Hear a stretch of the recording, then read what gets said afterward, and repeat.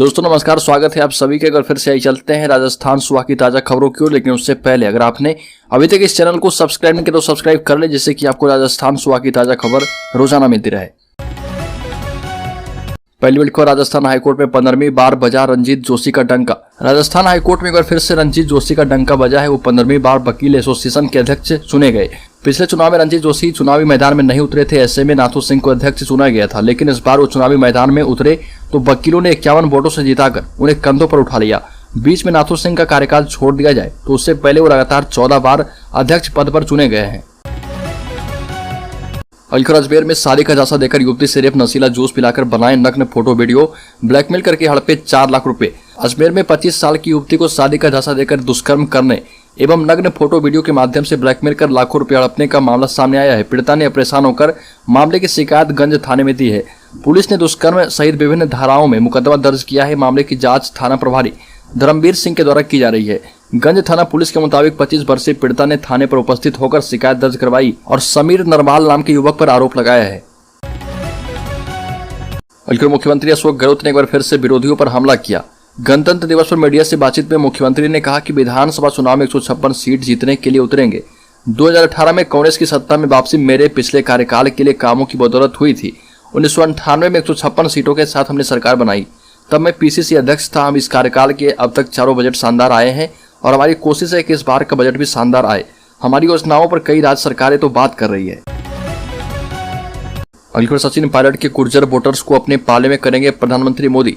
सचिन को सीएम नहीं बनाने से समाज की नाराजगी का फायदा उठाएगी बीजेपी। राजस्थान के 33 में से 12 जिलों पर खासा प्रभाव रखने वाले गुर्जर वोटरों को साधने की कोशिश में बीजेपी लग गई है।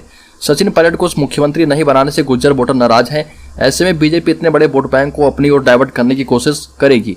गुर्जर वोटरों का सचिन पायलट की ओर झुकाव पिछले चुनाव में साफ देखा गया था। पिछले चुनाव में पायलट की मुख्यमंत्री पद पर दमदार दावेदारी थी और इसी का नतीजा था कि बीजेपी ने 9 गुर्जर नेताओं को टिकट दिए थे, पर इसमें से कोई नहीं जीता था। जयपुर के महारानी कॉलेज में छात्र संघ ऑफिस उद्घाटन कार्यक्रम में हुई मारपीट को लेकर सभी पक्ष अपने अपने दावे कर रहे। कॉलेज की छात्र संघ संयुक्त सचिव शहनवाज बालो ने बताया कि अरविंद जाजड़ा ने 3 दिन पहले ही निर्मल चौधरी को मारने की चेतावनी दी थी और कहा था कि अगर निर्मल चौधरी स्टेज पर चढ़ गया तो मैं उसके जूते मारूंगा। अरविंद का कहना है कि निर्मल और उसके समर्थक केंद्रीय मंत्री वो काले झंडे दिखाकर स्याही फेंकना चाहते थे और मैंने उन्हें रोकने की कोशिश की। इसके बाद विवाद बढ़ गया और हाथापाई की नौबत आ गई थी।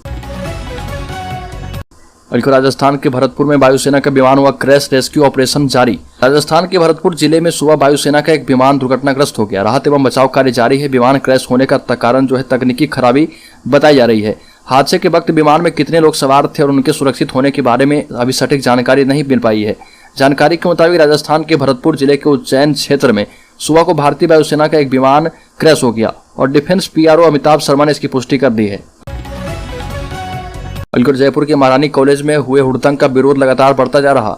महारानी कॉलेज के छात्र संघ पदाधिकारियों ने यूनिवर्सिटी प्रशासन के खिलाफ विरोध प्रदर्शन कर दोषियों के खिलाफ कार्रवाई करने की मांग की। महारानी कॉलेज अध्यक्ष मानसी वर्मा ने कहा कि निर्मल चौधरी और अरविंद जाजड़ा दोनों बिना बुलाए कार्यक्रम में आए थे। इस दौरान निर्मल चौधरी 100 लोगों की भीड़ लेकर स्टेज पर चढ़ने लगे थे, जिसके बाद यह झगड़ा हुआ। मानसी वर्मा ने कहा कि महारानी कॉलेज राजस्थान का सबसे बड़ा गर्ल्स कॉलेज है, लेकिन यहाँ पर ही महिलाएं सुरक्षित नहीं है। खुलेआम पुलिस और यूनिवर्सिटी प्रशासन के सामने मारापीटी हुई। मानसी वर्मा ने कहा कि छात्र संघ उद्घाटन कार्यक्रम में निर्मल चौधरी और अरविंद जाजड़ा दोनों को मैंने और यूनिवर्सिटी प्रशासन ने नहीं बुलाया था।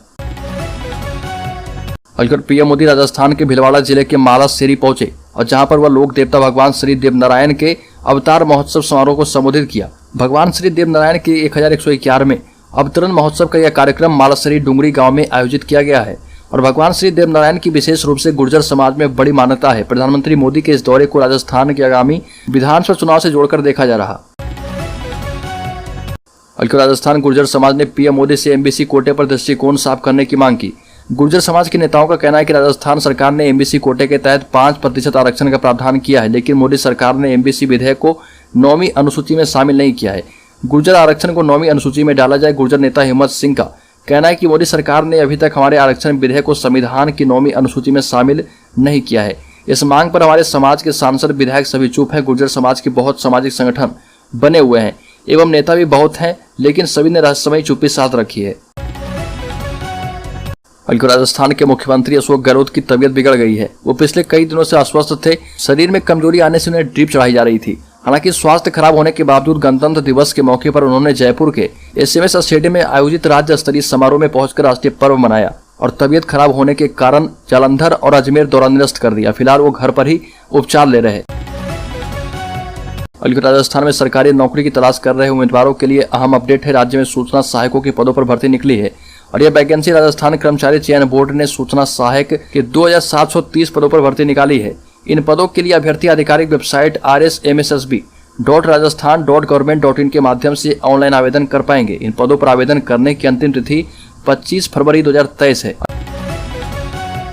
राज्य में भरतपुर जिले में सामाजिक सुरक्षा पेंशन योजना के 3,21,455 हितग्राहियों में से 1,27,948 हितग्राही भौतिक सत्यापन से वंचित रह गए हैं, जिनके वर्ष 2023 के वार्षिक भौतिक सत्यापन की अंतिम तिथि 31 जनवरी निर्धारित की गई है। और इसमें बताया गया कि वर्ष 2023 के सत्यापन के लिए पेंशनधारियों को 31 जनवरी तक ई मित्र के माध्यम से वार्षिक भौतिक सत्यापन कराना अनिवार्य है, ताकि उनकी वृद्धावस्था, विकलांगता एवं विधवा पेंशन का नियमित भुगतान किया जा पाए।